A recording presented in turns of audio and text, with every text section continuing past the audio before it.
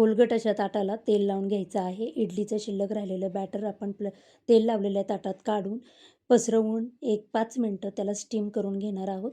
हिरव्या मिरचीची चटणी तयार करणार आहोत. त्यासाठी आपण भरपूर सारी कोथिंबीर, पुदिना, हिरवी मिरची, आलं, लसूण, जिरे टाकून त्यामध्येच इडलीचं बॅटर टाकून आपण एकदम बारीक असं वाटून घ्यायचं आहे. 5 मिनिटं झालेली आहेत. आता आपलं जे बॅटर शिजलेलं आहे त्याच्यावर आपण हिरव्या चटणीचं बॅटर टाकून एक 5 मिनिटं स्टीम देऊन घेऊया. आणि जे इडलीचं बॅटर शिल्लक राहिलेलं आहे ते वरून टाकून पसरवून आपण एक 10 मिनिटं हे स्टीम करून घेणार आहोत. तुम्ही बघू शकता मस्त असं हे फुगलेलं आहे. हाताला चिटकत नाही आहे म्हणजे आपलं इडलीचं बॅटर शिजलेलं आहे.